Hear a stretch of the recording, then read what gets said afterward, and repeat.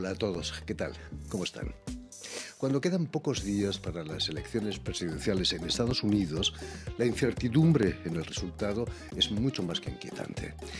La posibilidad de que Donald Trump vuelva a la Casa Blanca pone de manifiesto que vivimos en tiempos turbios, como decía no hace mucho nuestro invitado de hoy, el escritor venezolano Edgar Borges, tiempos de la niebla, de la idiotez generalizada y del ser humano al servicio de un abismo disfrazado de dicha.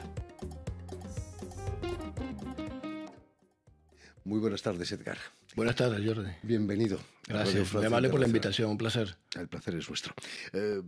Es preocupante, ¿no?, que Donald Trump pueda volver a la Casa Blanca. Bueno, sin duda alguna, Donald Trump yo creo que es yo no creo que él sea para nada idiota.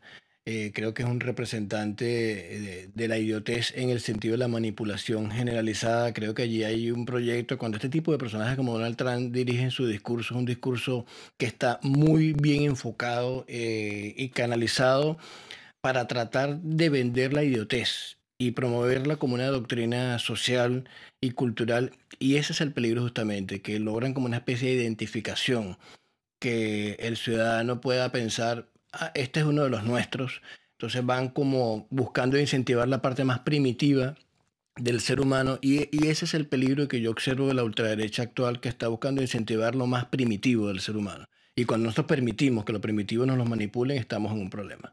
Está claro que Donald Trump no es tonto, ni mucho menos, Para ¿no? nada. Pero Trump fue el inventor de la verdad alternativa, o quizás ya otros hombres políticos en el mundo la practicaban como en Venezuela, quizás, ¿no? Hay una verdad alternativa ahí en Venezuela. Sí, yo creo que este problema con la verdad alternativa, cuando lo practica la política, la sociedad está en problemas, porque que la verdad alternativa la practicamos los creadores, los escritores, los artistas en general, es el oficio, o sea, mentir creando. Pero cuando lo hace un político, la sociedad está en un grave problema, porque la sociedad confunde lo que es la verdad y la mentira, y ya se descoloca por completo lo que es el horizonte de una determinada sociedad. Descolocado me he encontrado yo cuando sé que desde el 1 de octubre se celebra la Navidad ya en Venezuela, ¿no? Sí, Un poco pronto, ¿no? sí, demasiado pronto, un absurdo, ¿no? Eh, la vida del escritor de ficción se debe hacer cada día más difícil con la competencia de los que inventan fake news, ¿no? Son creadores realmente, ¿no? Claro, yo creo que es un reto. Yo creo que el reto que tenemos es el siguiente, y algo de esto se conversaba ayer en el encuentro de literatura hispanoamericana. Eh, Se basó parte de mi ponencia en eso. Yo creo que el reto que tenemos es plantearle a la sociedad que no existe la realidad como algo absoluto, sino que la realidad es una construcción social. Eso nunca lo podemos perder de vista, porque de ese modo el individuo sabe que está viviendo en una realidad inventada y que esa realidad puede ser cambiada cuando nos ponemos de acuerdo y que no nos convenga una determinada realidad para transformar la sociedad. Ese es el papel de la ficción en estos tiempos tan críticos, poder nosotros, con nuestro trabajo, presentarle a la sociedad que la realidad no es un destino. La realidad no es algo que está allí establecido por orden divino, ni porque la naturaleza lo impuso de esa manera, sino que nosotros mismos, el poder, ha creado una determinada realidad. Y nosotros como individuos debemos participar para transformar esa realidad si no nos conviene. En una partida de póker eso es hacer trampas, ¿no? Sí, totalmente. Permíteme que recuerde a nuestros oyentes que has nacido en Caracas en 1966, Correcto. el 24 de abril de 1966. ¿Sabías que el Día del Libro es el 23 de abril, fecha del nacimiento de Cervantes y de Shakespeare? Tu madre se equivocó de un día, ¿no? Un, po- un poquito, sí, sí, tengo esa cuestión de que cada vez que se celebra el Día del Libro, un día después es mi cumpleaños. Fantástico. Imagino que tus padres eran buenos lectores. Mira, sabes que no tanto, pero mi madre hizo algo extraordinario. Sin ella ser una persona lectora, ella a los 7 años me regaló a mí un libro de Gabriel García Márquez, una revista que traía a Albert Einstein en la portada porque yo se la pedí, y un cómics. Entonces, a partir de ese regalo que ella me hizo, me convirtió ella en un gran lector. O sea, ella trasladó lo que ella no había hecho en su momento a mi persona, y para mí fue grande. Marcan esos regalos, ¿no?, de Marcan por infancia. completo, a un niño lo marcan. ¿Te interesa la ciencia, imagino, a raíz de ese Albert Sí, Einstein? a raíz de eso a mí la ciencia me interesa muchísimo. Yo la ciencia, esto que te explicaba de la realidad, yo también me lo baso en lo que es la ciencia, ¿no? La ciencia misma evidentemente no existe para la ciencia una realidad absoluta, ¿no? O sea, lo lamentable es cómo ciencia y arte no logra de algún modo llegar, obviamente igual que la política es la que le transmite a la sociedad que hay una realidad absoluta. Cuando la ciencia y el arte se conjugan desde distintas direcciones para llevar a la sociedad a un planteamiento de realidades alternativas, eso nos abre el horizonte, nos abre la mirada. El problema es que la complejidad de la ciencia va en aumento día a día, ¿no? Total, Yo no entiendo cómo funciona mi reloj claro. de cuarzo. Es complicado, ¿no? Pero hay que explicarlo también, ¿no? La gente tiene derecho a saber cómo ocurren las Tiene cosas. derecho, para eso también harían falta mejores políticos. O sea, yo creo que la política lamentablemente se ocupa de cosas que no son del interés general por razones obvias, pero si la política pudiera llevar esta información al resto de la sociedad o permitir que los propios científicos la lleven, incentivar esto, yo creo que fuera muy positivo. También los periodistas somos algo culpables de no explicar suficientemente las cosas También, seguro. científicas.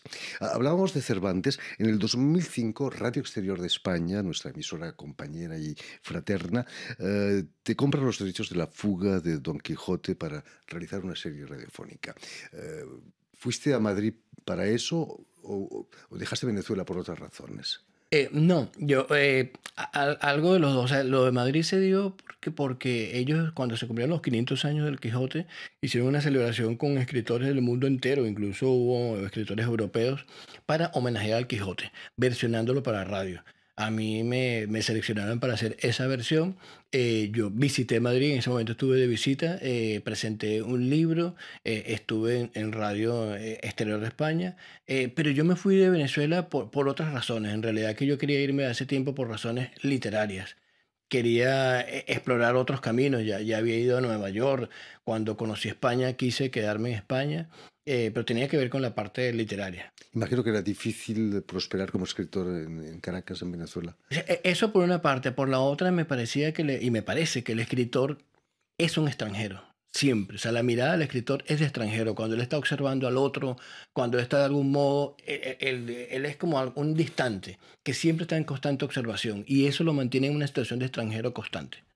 Hablábamos del Quijote. El otro Borges, Sí, Jorge Luis, decía que si el Quijote hubiera sido escrito en inglés, hubiera tenido mucho más éxito que las obras de Shakespeare, ¿no? seguro.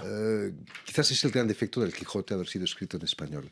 Es probable. Yo siempre me pregunto, fíjate, están ciertas esas palabras de Borges, que yo me pregunto cómo es posible que Cervantes, habiendo hecho el Quijote, no tengamos una literatura más potente en términos ficticios, lo que habla ahora de la ficción, porque el Cervantes es más ficción que la de Cervantes y más poderío imaginativo es difícil. Quizás no existe un libro en otra lengua. En las obras de Shakespeare, que admiro mucho Shakespeare, pero si lo revisamos, no existe esa imaginación que tenía el Quijote, que tiene el Quijote, y no le damos el suficiente valor. O sea, no existe una ruta del Quijote. O sea, en España lamentablemente no se promueve una ruta del Quijote con la suficiente fuerza que debería tenerla, ¿no? Por supuesto. Sí, Una lástima. es una Una lástima. lástima. Es una falta de estrategia también cultural en la política. Una de tus últimas novelas, La Niña del Salto, de 2018, la protagonista tiene una hija que en vez de caminar, salta. ¿Es cierto que el Edgar Borges niño, en vez de caminar, corría? Sí, es cierto, yo corría mucho, yo aprendí, creo Tenías que prisa. tenía prisa. Yo aprendí más a correr que a caminar, me la pasaba corriendo. Le decían las amigas de mi madre, le decían, por ahí vi a Edgar y se le veía la franela que pasaba con el viento, ¿no? Me gustaba mucho correr. Entonces de ahí viene el tema del salto.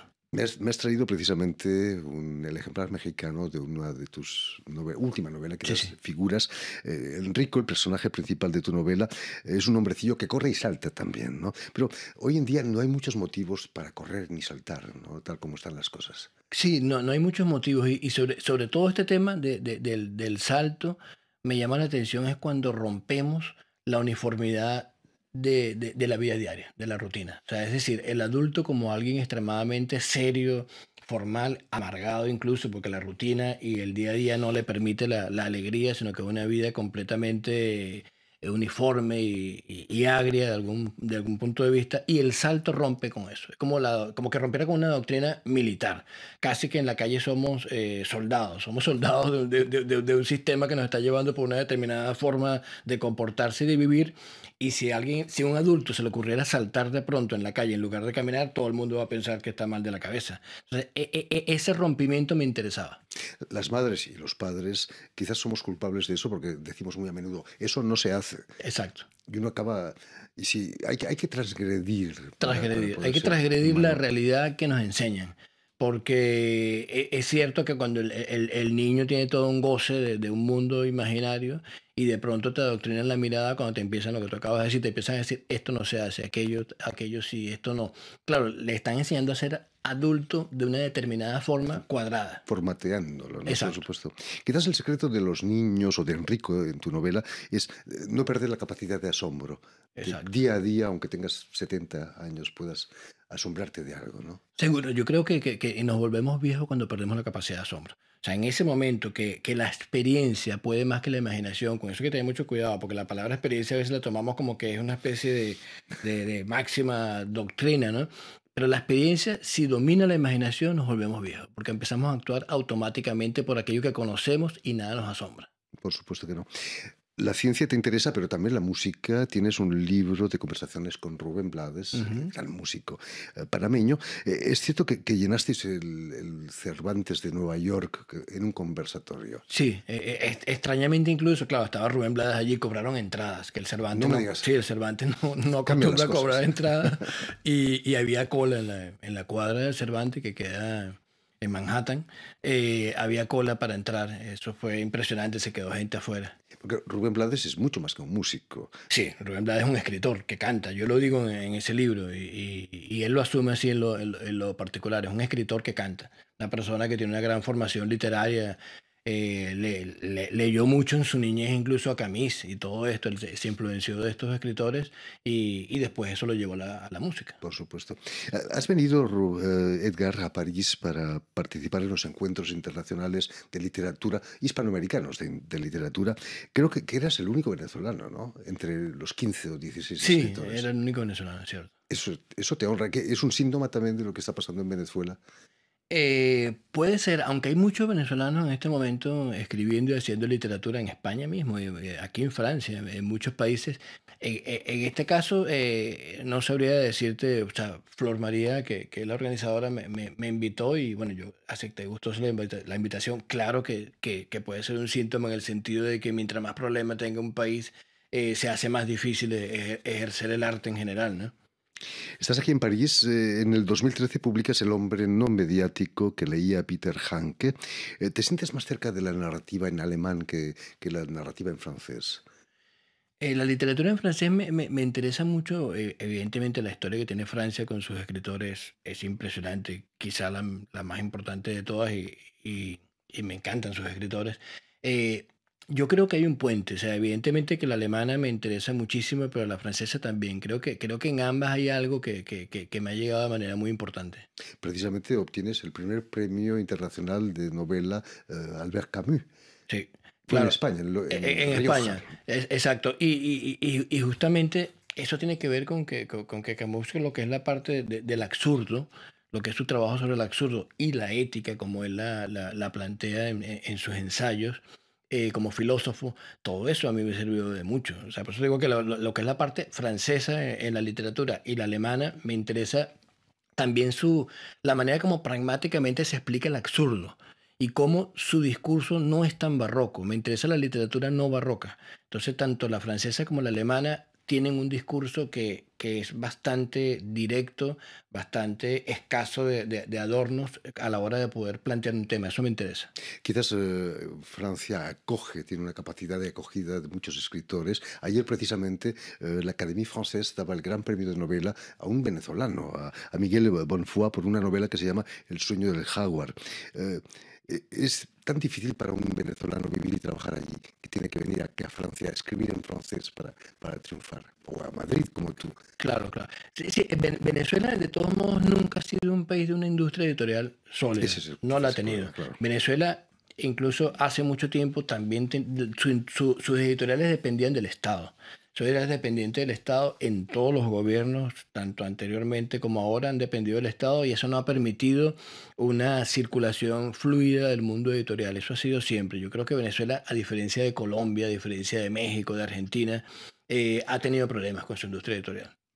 En fin, pues muchísimas gracias, Edgar Borges, por haber estado aquí con nosotros, por comentar la actualidad de una manera tan aguda e interesante. Gracias a ti, Jordi, por la Permíteme también invitación. que dé las gracias a Vanessa Loiseau y a Julien Leng y a Arthur, que se ha ocupado también de la realización del programa, y también saludar a nuestros telespectadores, porque también los tenemos que nos siguen en todo el continente americano, desde Chicago hasta la Patagonia, pasando por Caracas, por supuesto. Un placer. Gracias a la cadena Unión Continental Latinoamérica, que es la cadena de la OEA, la Organización de Estados Americanos, y una red que se llama TAL, que reúne televisoras públicas y universitarias de todo el continente. Y a ustedes, muchísimas gracias por su atención y les damos cita para una nueva edición de El Invitado de Radio Francia Internacional.